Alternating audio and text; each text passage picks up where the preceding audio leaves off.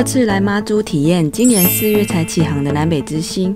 以往到马祖只能搭飞机，或是从基隆搭8个小时的船到东引。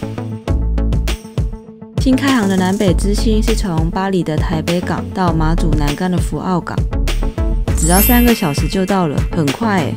船票可以在一些旅游平台上面购买，还有附赠台北车站到台北港的接驳服务，还蛮方便的。给大家看看船舱的样子。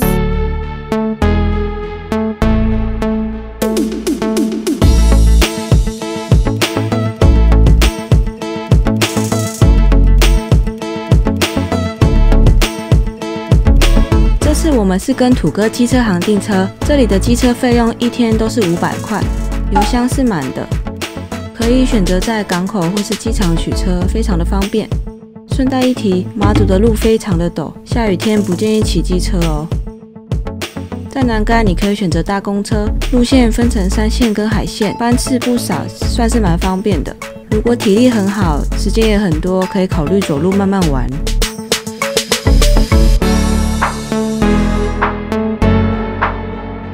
福澳港可以搭船到不同的岛屿，像是北竿、东引、东西莒，甚至还有小三通的路线，都是在这边搭船哦。服务中心这里有行李寄放的置物柜，每3个小时为单位，依照尺寸来计价，就不用担心要带着行李到处走。我们要从福澳港走到胜利堡，我们来计时看要走多久。现在刚上来一个上坡，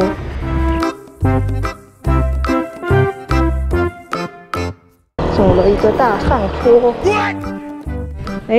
到了圆环。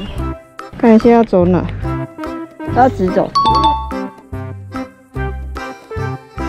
下坡了，下坡了。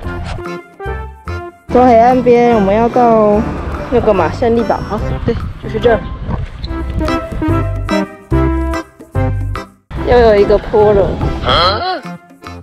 看我们走了多久？从渔港走到胜利堡，25分钟，都是植物。哦，看到路口了。这里面好像有冷气，可以吹一下。